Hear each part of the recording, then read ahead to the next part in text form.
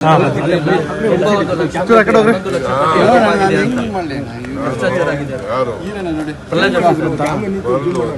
Debate ಬರಕ್ಕೆ ಹೇಳಿ.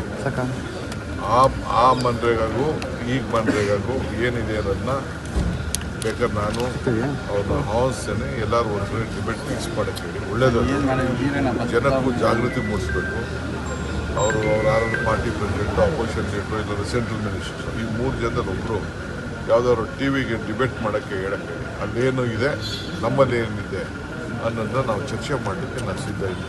11 ಲಕ್ಷ ಕೋಟಿ ಭ್ರಷ್ಟಾಚಾರ ಎಷ್ಟಾರು ಇಲ್ಲಿ 11 ಲಕ್ಷ ಕೋಟಿ ಇತ್ತು ಅಂದರೆ CBI ಅವ್ರಿಗೆ ತಾಕತ್ತಿತ್ತು ಅಂದರೆ ಈಗ 11 ಕೋಟಿ ಭ್ರಷ್ಟಾಚಾರ ಅಂತ ನೀವು ಸುಳ್ಳು ಹೇಳ್ತಾ ಇದ್ದೀಯ. ನೀನು ಯಾವ ಟಿ ವಿ ನೀನು ಫಸ್ಟು ನೀನು ಏನೇನೋ ಮಾತಾಡೋಕೆ ಹೋಗ್ಬೇಡ. ನೀನು ಹೇಳಿಸ್ಲಿ. ನೀನು ಫಸ್ಟು ಕರೆಕ್ಟಾಗಿ 11 ಕೋಟಿ ಅಂತ ಹೇಳಿದ್ರು ಅಂತ ಅನ್ಬಿಟ್ಟು ನಿನ್ನ ಮೇಲೆ ಡಿಫಾರ್ಮೇಷನ್ ಕೇಸ್ ಹಾಕ್ಬೇಕು.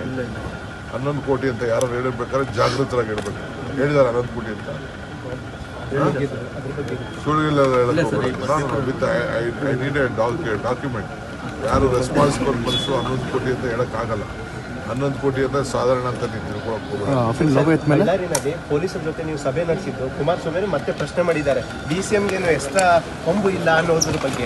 ಶಿಷ್ಟಾಚಾರ ಮಂತ್ರಿಗಳಿಗೆ ಇರುವಷ್ಟು ಶಿಷ್ಟಾಚಾರ ಆಯ್ತಪ್ಪ. ಅವ್ರ MLAಗಳು ಇದಾರಲ್ಲ, ಅದನ್ನು ಚರ್ಚೆ ಮಾಡಕ್ಕೆ ಹೇಳ್ತೀನಿ.